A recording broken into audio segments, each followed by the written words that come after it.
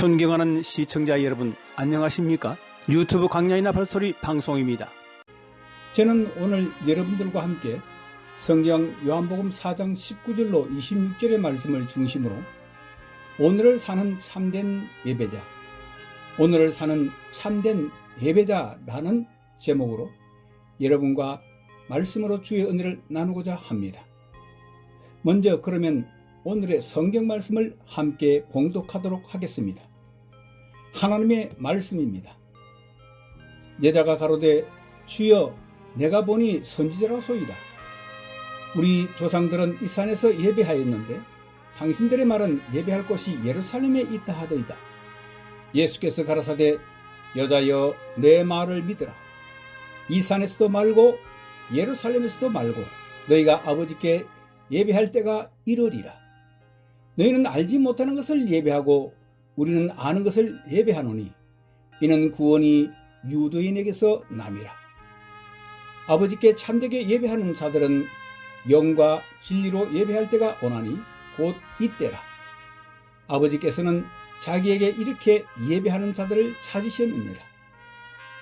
하나님은 영이시니 예배하는 자와 영과 진리로 예배할지니라.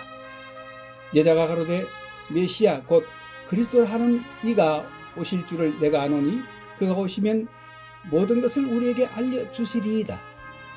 예수께서 이르시되 네게 말하는 내가 그라 하시니라. 아멘. 주 안에서 사랑하는 형제자매 여러분, 오늘 우리가 봉독한 성경 본문 요한복음 4장 19절로 26절은 신약시대를 사는 우리 모든 성도들로부터 하나님께서 받으시는 예배 중 참된 예배와 그 예배를 드리는 참된 예배자는 어떤 사람이며 또 어떤 것인지의 문제를 제기하면서 이에 대해 대단히 중요한 교훈을 가르쳐주고 있습니다. 먼저 오늘의 설교 본문으로 채택된 요한복음 4장 19절로 26절의 주요 문맥이 전하는 의미를 제가 정리해드리면 다음과 같습니다. 예수님께서 예루살렘에서 갈릴리로 그의 사역길을 옮기시려고 길을 떠나던 중 당시 이스라엘 사람들이 갈릴리로 가려 할 때 사마리아를 우회하여 다니던 전통과는 달리 사마리아의 수가성에 살고 있었던 한 여인을 만나려고 일부러 그곳 수가성을 들리셨고 옛적 조상인 야곱이 팠던 한 우물가에서 그 여인을 만나게 되었습니다. 그리고는 예수님이 그 여인에게 물을 좀 달라는 요청과 함께 시작된 대화 중 야곱의 물과는 달리 마시면 다시는 목마르지 않는 생명수 물이 있다면서 그 여인에게 원한다면 남편을 데려오라며 계속 이야기를 나누던 중 그 여인은 옛 시절 자신의 여러 남편들에 관해 소상히 알고 계시는 초면의 예수님을 보고 놀라면서 그분이 선지자임을 알게 됩니다. 그리고 그녀는 평소에 궁금해하던 예배에 관한 질문을 예수님께 하던 중 진정한 예배는 어디서 어떻게 드려야 하는지를 묻게 되어 이에 대해 예수님께서 답변하시는 내용을 오늘의 성경은 우리에게 보여주고 있습니다. 그런데 예수님의 답변은 그 여인이 소문으로 듣거나 혹은 짐작해 온 것과는 달리 앞으로 드려질 예배는 특정 지역이나 또는 특정한 형태로 드리는 것이 중요한 것이 아니라 하나님께 참된 예배를 드리게 될 때가 오게 될 것이라고 말씀하셨습니다. 그러면서 예수님은 그 때가 되면 참된 예배로서의 영과 진리로 하나님께 예배를 드리게 될 것인데 또한 그렇게 참되게 예배 드리는 자를 하나님께서 찾게 될 것이라고 대답하고 계십니다. 사랑하는 성도 여러분, 지금 여러분은 하나님 앞에 어떻게 예배드리고 계십니까? 어느 아버지가 자신의 생일을 맞이했습니다. 그래서 출가한 자녀들이 부모님 댁에 모여 그들 나름대로 정성을 다해 준비한 선물들을 잔뜩 풀어놓았답니다. 그 선물 중에는 값비싼 목도리, 또 멋진 삼천 케이크, 화려한 장식 등까지 모든 준비는 완벽하게 되었습니다. 그런데 문제는 그 자녀들 중 아무도 아버지에게 다가가 그분을 꼭 안아드리면서 아버지 생선 축하드려요. 그동안 저희들을 보살펴 주셔서 감사드립니다. 아버지 참으로 사랑합니다. 라는 말 한마디를 하지 않았다는 것입니다. 누군가는 생일 파티에 사진을 찍느라 바빴고 누군가는 멋진 케이크가 언제 나오는지만 신경을 썼으며 또 누군가는 자기 선물이 그 중에 제일 좋아 보이는지에만 관심이 있었다는 것입니다. 생일 파티가 끝난 후 그 아버지는 자녀들에게 조용히 이렇게 말했다고 합니다. 나를 위해서 선물들을 많이 준비했구나. 그런데 정작 나는 너희들 중 아무도 만나지를 못한 것 같아서 혹시 여러분 중에도 이렇게 하나님을 예배하는 자리에서 쉐키나의 영광 가운데 성령의 감동을 받아 하나님 아버지를 비웠고 그분을 마음의 품으로 꼭 안아드리면서 감사의 눈물까지 흘려가며 하나님 아버지 진심으로 사랑합니다 라고 고백하는 예배가 아닌 그저 가져온 예물이나 또는 오늘의 설교 말씀은 무엇일까? 혹은 찬양대의 찬양이나 기타 예배 순서에만 관심을 쏟으며 예배를 관람하고 계시지는 않으십니까? 주 안에서 사랑하는 여러분, 이런 의미에서 오늘의 본문 성경을 통해 예수님께서 말씀하신 참되게 예배하게 될 때는 언제를 말하며 영과 진리로 드리는 참된 예배란 구체적으로 어떻게 드리는 예배를 말하는지를 아는 것은 대단히 중요한 사안입니다. 주님께서 말씀하신 참된 예배를 드리게 되는 때와 진리와 영으로 예배를 드리는 것이 과연 구체적으로 어떻게 예배 드리는 것인지를 알려면 먼저 구약시대 때 초기 조상들이 드려왔던 그 예배 드리는 자세 혹은 그들의 삶 그리고 그 이후 이스라엘 백성들이 하나님께 드려왔던 예배의 형편 그리고 그것에 대한 하나님의 반응과 평가가 어떠했는지를 그 배경으로 아는 것이 아마 전제 조건이 될 것입니다. 또한 신약시대의 문을 열면서 주 예수님과 사도들이 예배와 관련하여 말씀하시고 행한 사례들을 정리해 봄으로써 참된 예배에 대한 그 진정한 의미를 찾아야 할 것입니다. 주 안의 형제자매 여러분, 하나님이 당신의 형상을 따라 우리 인간을 창조하신 궁극적인 목적은 과연 무엇일까요? 네, 여러분들이 아마 짐작하실 내용 그대로 우리가 예배하는 삶을 통해 하나님께서 영광을 받으시게 하기 위함이라 라고 할 수 있을 것입니다. 이것은 우리 장로교의 웨스트민스터 신앙고백서 중 소요리 문답 제1문과 그에 대한 답과도 같다고도 할 수 있겠지요. 즉 웨스트민스터 신앙고백서 중 소요리 제1문에는 사람의 죄일 되는 목적이 무엇인가를 묻고 그 답으로 하나님을 영화롭게 하는 것과 영원토록 그를 즐거워하는 것이라고 되어 있습니다. 이 말을 우리가 드리는 예배의 관점에서 바꾸어 보면 하나님께서 우리를 창조하신 목적과 더 나아가 하나님의 말씀을 불순종하여 범죄한 우리 인간들을 구원하셔서 당신의 권석, 즉 그의 백성으로 삼으시려는 목적도 그 백성된 우리가 하나님께 예배드리는 삶을 통해 영광을 받으시려 하는 것이고 또한 우리는 그 예배하는 삶을 통해 하나님을 영원토록 기뻐하며 사는 것이라고 우리가 말할 수 있을 것입니다. 하나님은 이러한 거대 담론을 가지고 우리 인류의 경영을 시작하셨습니다. 하지만 이 세상에서 인류의 역사는 도리어 하나님의 그 선하신 애초의 계획과는 달리 죄악된 역사로 점철되어 결국 BC 4000년경 노아의 시대 때에 이르자 하나님께서 온 세상을 물로 심판할 수밖에 없는 지경에 이르렀던 것입니다. 결국 물로 온 세상이 심판을 받은 후 그 심판에서 겨우 살아남은 사람은 당대에 오롯담을 받은 노아와 그의 가족뿐이었습니다. 그리고 다시 시작된 인류 역사 역시도 또다시 부패하기 시작했고 하나님은 그들 중에서 아브라함을 불러내어 그의 백성으로 삼으시고 그를 통해 타락한 인류를 새롭게 회복하시려는 경영을 시작하셨습니다. 그리고 그 후손인 야곱과 그의 가족들이 가뭄을 피하여 요셉의 인도로 애굽에 들어가 약 400년 동안 헌민족으로 성장했습니다. 하지만 그동안 이집트 민족 아래에서 계속 압제를 당해왔기 때문에 그들은 하나님께 구원을 요청하기에 이릅니다. 결국 하나님께서는 모세와 아론을 세워 이스라엘 민족을 유월절 양을 통해 구원해 내심으로써 그들로부터 영광을 받으시고 광야를 거쳐 약속의 땅 가나안으로 인도하여 결국은 그들을 그곳에서 풍요 가운데 다스리는 그분의 나라로 경영하시고자 계획하셨습니다.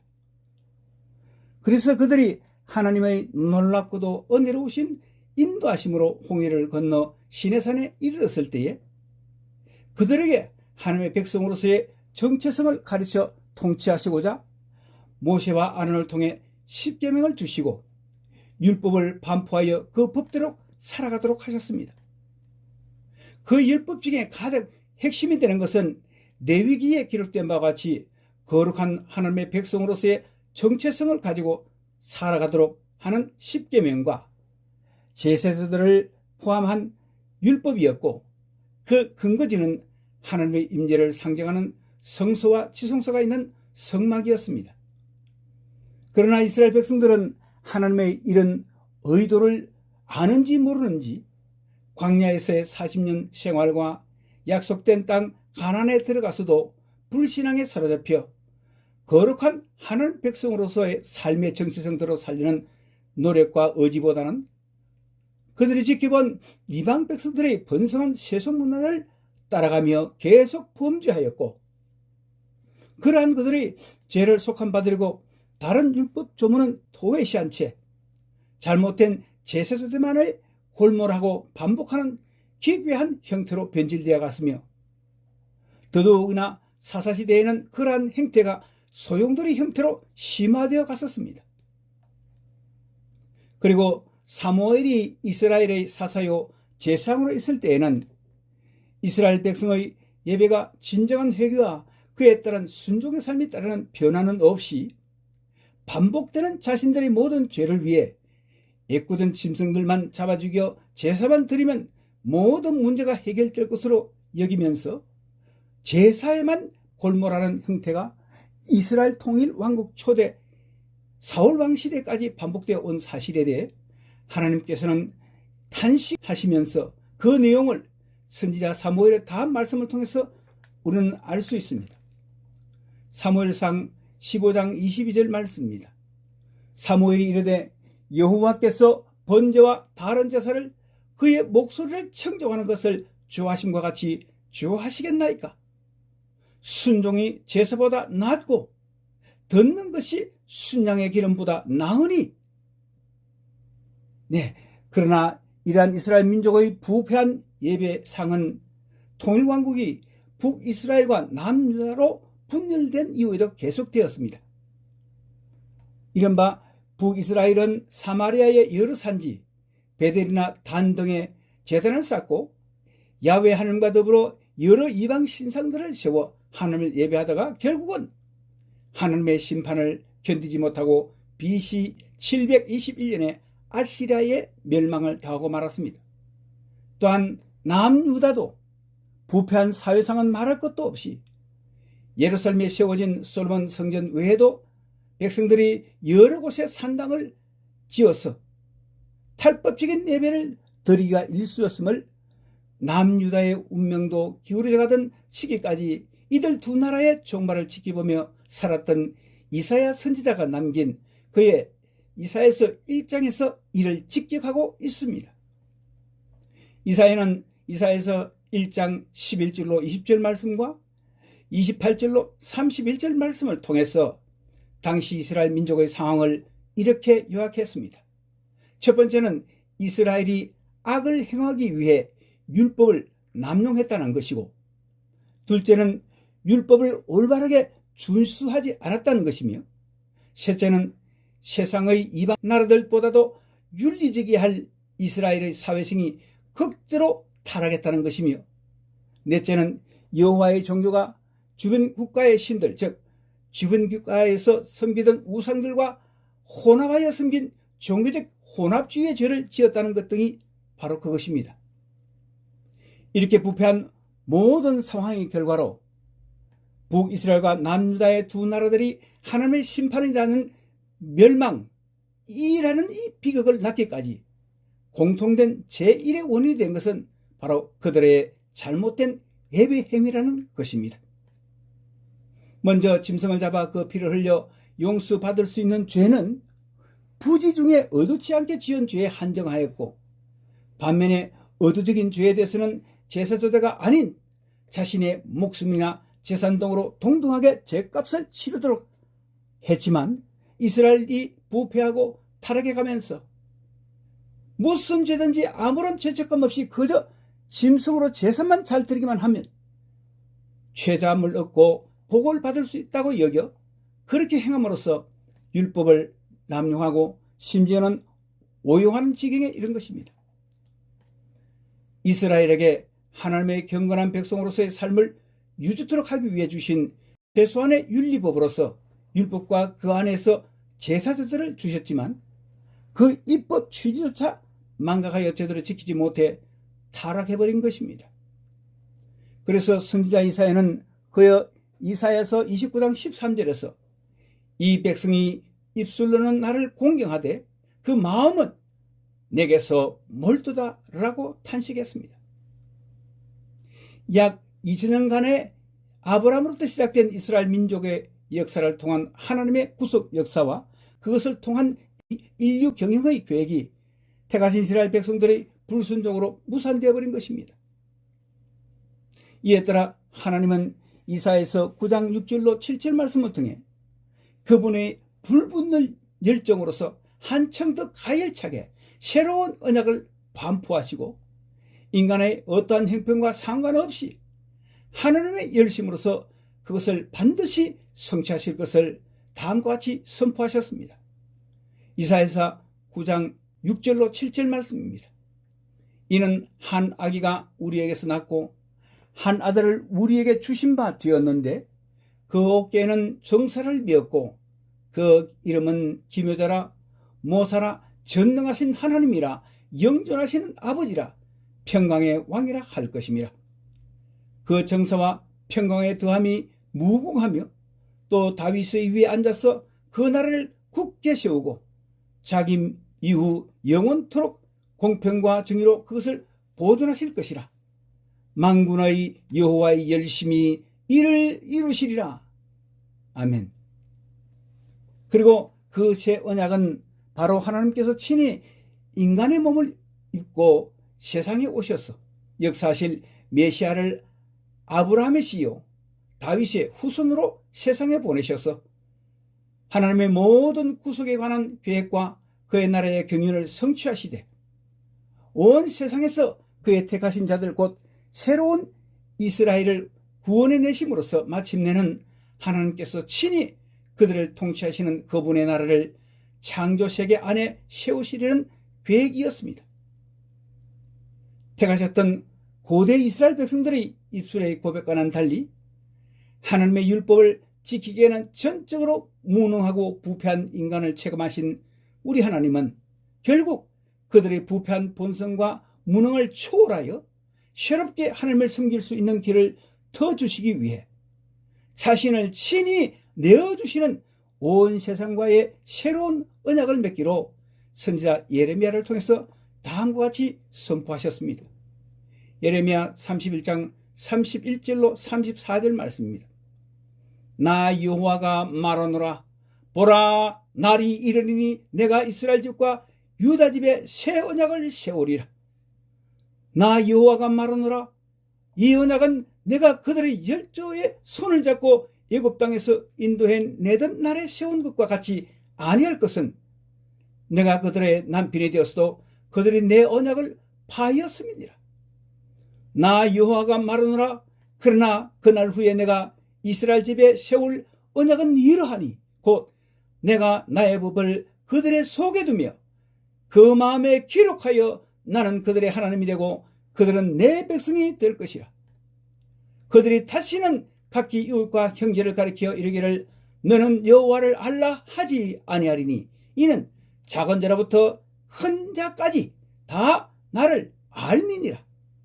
내가 그들의 죄악을 사고 다시는 그 죄를 기억하지 아니하리라.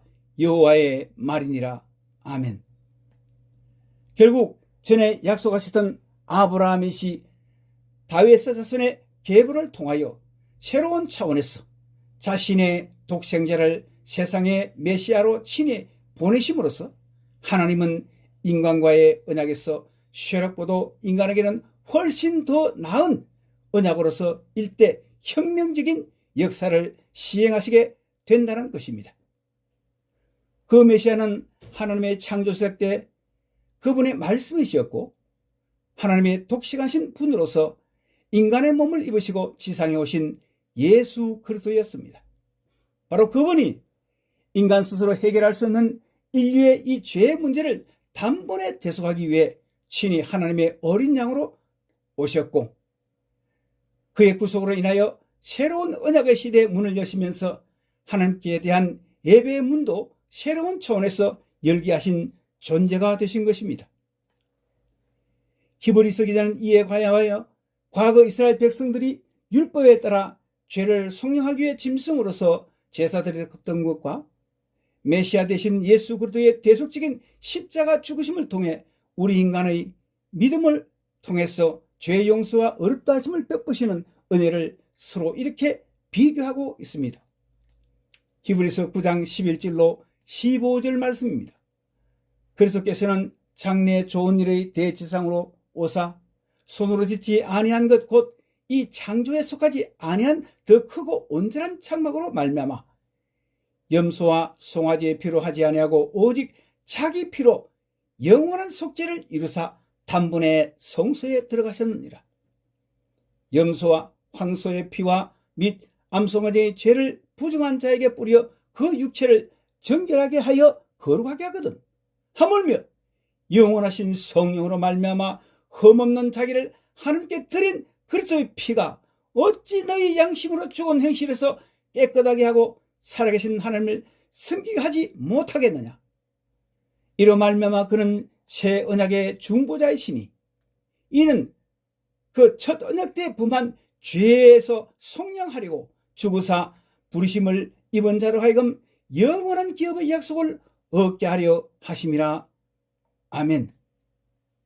그러므로 이 새 언약에 의한 신약시대에는 요한복음 1장 12절로 13절에 기록된 바와 같이 예수 그리스도를 자신의 구주와 주님으로 믿는 자들은 누구나 하나님의 은혜로 자녀가 되게 하시고 우리의 구속주이시자 대제사장이신 예수 그리스도는 히브리서 10장 19절로 22절에 기록된 바와 같이 하나님 앞에 드리는 우리의 모든 예배의 유일한 중보자가 되시기에 그분의 어려우심을 힘입어 그분의 이름으로 언제든지 또는 어디서든지 시공간을 제한을 받지 않고 하나님 앞에 나아가 그분께 감사와 찬송으로 예배드릴 수도 있게 되었다는 것입니다. 히브리서 10장 19절로 22절 말씀입니다. 그러므로 형제들아 우리가 예수의 피를 힘입어 성소에 들어갈 담력을 얻었나니 그 길은 우리를 위하여 휘장 가운데 열어놓으신 새로운 살 길이요 휘장은 곧 그의 육체니라. 또 하나님의 집 다스리는 큰 제사장이 계심에 우리가 마음의 뿌림을 받아 악한 양심으로부터 벗어나고 몸은 맑은 물로 씻음을 받았으니 참 마음과 온전한 믿음으로 하나님께 나아가자. 아멘. 주님은 또한 그의 뒤를 이어 또 다른 보혜사로서 그의 성도들 곧 신약의 교회를 위해 성령을 보내주시겠다고 하셨습니다. 그 이유는 주님의 뒤를 이어서 세상에서 주님의 종들이 성령의 능력과 지혜를 힘입어 복음 전파와 진리의 가르침으로써 하나님의 구속 역사를 교회를 통해 완성시키시고 또한 교회를 온전케 함으로써 하나님께 드리는 예배를 받으심직하게 하시려는 목적 때문이었습니다. 그래서 주님은 사마리아의 수가성 여인에게 때가 이르면 영과 진리로 예배할 때가 오리라고 말씀하셨던 것입니다.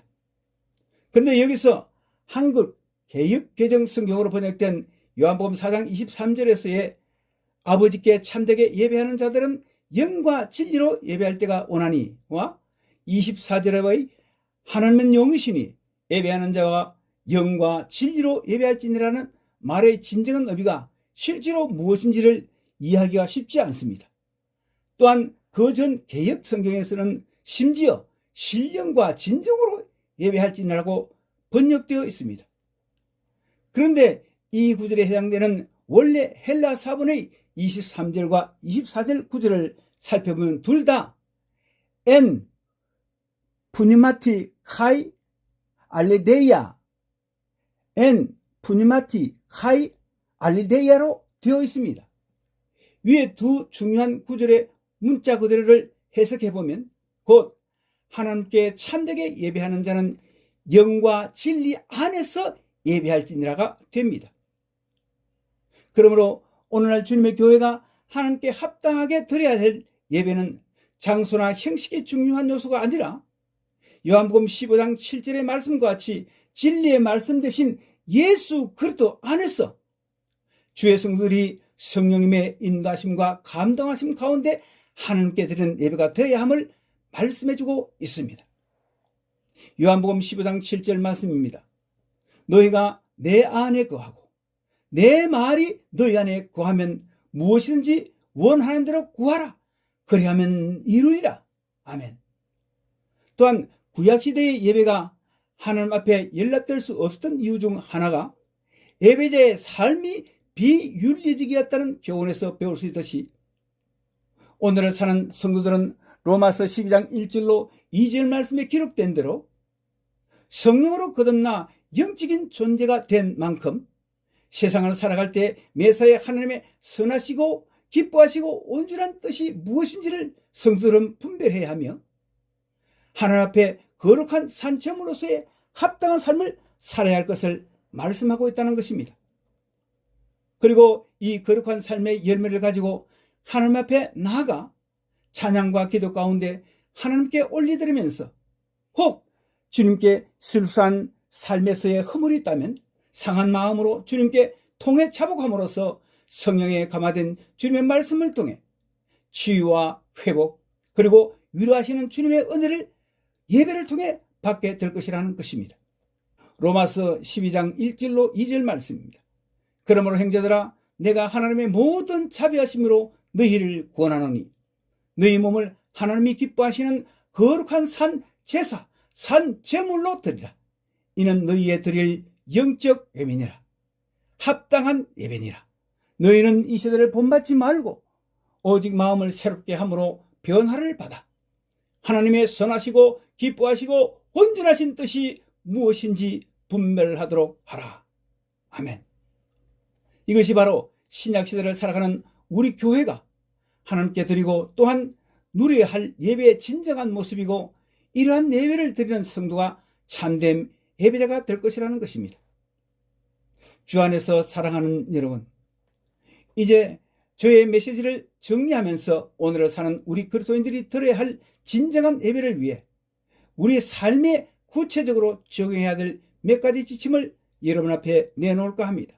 그 첫째는 교회는 여러 사역 중 예배가 우선되기에 참된 예배를 통해 하나님의 쉐키나의 영광을 감동 가운데 경험하려면 먼저 예배에 앞서 모든 예배 순수에 성령께서 간섭하셔서 하나님께 연락되도록 교회가 주 예수님의 이름으로 간절히 기도해야 한다는 것입니다. 둘째로 예배에 참여하는 모든 성도가 하나님께 합당한 자로 세상에서 살아야 한다는 것입니다.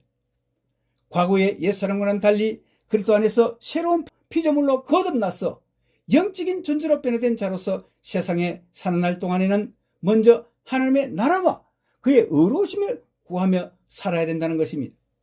즉 세상에서도 성경적인 세계관과 가치관으로 살아야 한다는 것이지요. 그리고 교회 안에서는 그리스도의 몸인 교회를 귀히 여겨 하나님을 경배할 뿐만 아니라 각 성도가 받은 달란트와 성령의 은사로서 서로를 섬기며 세상에서는 입술과 행위로 그리스도를 증거하고 어렵고 힘든 사람들은 그가 누구든지 도와주는 삶을 살아야 한다는 것이죠. 그리고 세 번째로 매일 매 순간 들숨, 즉 하나님의 말씀을 상기하고 묵상하는 것과 날숨, 즉 하나님께 기도하는 것으로 하나님과 늘 쌍방 소통하며 살되 성령의 충만함을 입어 주님께 순종하는 삶을 살도록 해야 한다는 것입니다. 넷째로 성도들의 모임인 교회는 함께 모여 무슨 선한 사역을 하건 사랑과 용서의 공동체로서 성령의 인도하심을 따라 서로 행하되 지도자는 끼어있어 성도들을 바르게 교훈하고 격려와 축복을 아끼지 말아야 한다는 것이지요. 네, 이제 오늘의 메시지를 기억하면서 우리 각자가 하나님 앞에 참된 예배자가 되도록 도우심을 구하는 기도를 합심하여 들으심으로써 오늘의 방송을 마치도록 하겠습니다. 다 함께 주님을 한번 외치고 통성으로 기도합시다. 주여!